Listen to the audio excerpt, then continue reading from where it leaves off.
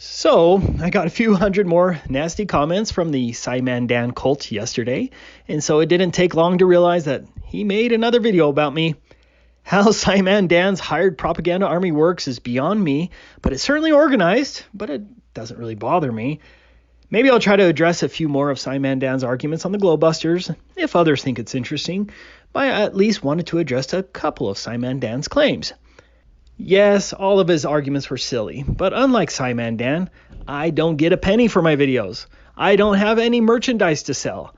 I have a career and a family to take care of, and so I don't have all day to make a video response to address all of his nonsense. So, let's start with this one. One other thing, notice that there is no thrust from the nozzle. Yes, there should have been a huge flame and obvious light source from the nozzle. No, there shouldn't. Here is a short clip from the Vintage Space YouTube channel telling us why. But the lunar module didn't burn the same combination of fuel and oxidizer. Instead, it used hypergolic fuels, or hypergols. Hypergols burn on contact. They don't need an ignition source, which means all you have to do is open a valve, let the two mix, and boom, you're off. Which is great with spaceflight because that's one less thing to worry about.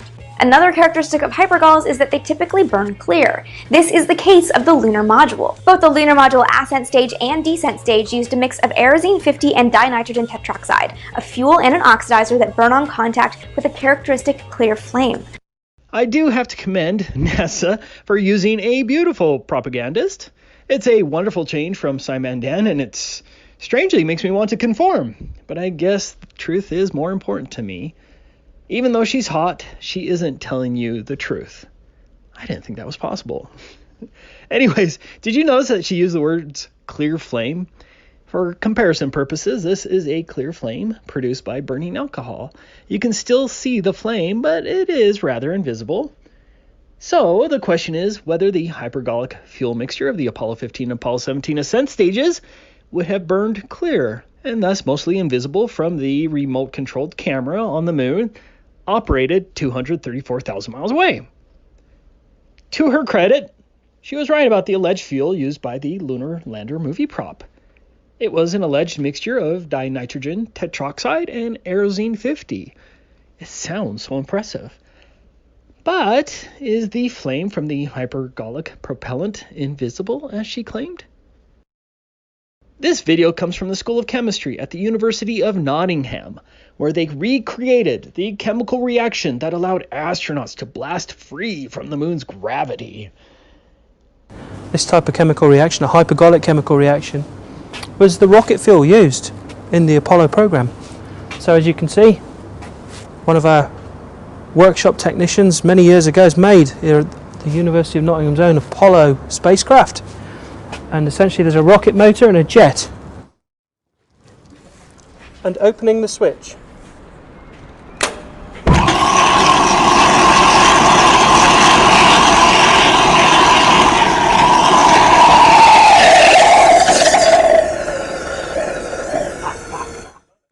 Do I really have to point out the obvious here? Does anyone else see the problem? Me? Thank you, Symandan. You finally got an answer right. But I'm sure you're about to claim that the School of Chemistry at the University of Nottingham must have got NASA's method wrong.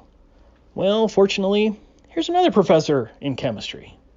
So we call it dinitrogen tetroxide. Now we come to the part where we're actually going to put in the fuel. Dimethylhydrazine, which is actually one of the key components of a mixture called Aerozine 50, which NASA have used for a very long time to power some of their rockets. Because it gets very hot, it glows so brightly and produces a big brown plume. But my God, this is impressive. Just in case you missed it, let's hear that one more time. Because it gets very hot, it glows so brightly and produces a big brown plume. Both the lunar module ascent stage and descent stage used a mix of Aerozine 50 and dinitrogen tetroxide, a fuel and an oxidizer that burn on contact with a characteristic clear flame. Clear flame. And produces a big brown plume. Clear flame. I think you need to get your eyes fixed or glasses because you're lying through your teeth. How well does the Apollo footage match actual experimentation?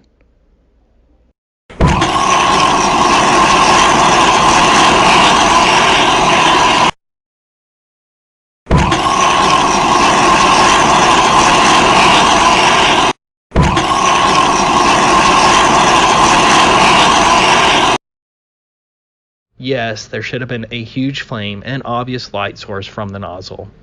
No, there shouldn't. Who thinks Symandan is lying to you? Me. Thank you, Symandan. For the next argument, I'm just going to play Symandan's video. It's that bad. You can clearly see the use of 1960s movie artificial backdrops here. It's obvious. Is it? The backdrop lines are visible throughout all the missions. Are they? In this case, you can even see the carpet used to blend in with the backdrop. No reasonable person can deny that these are movie backdrops. This was not filmed on the moon. Poor exhibit. It seems like you're just saying it's a backdrop without any evidence.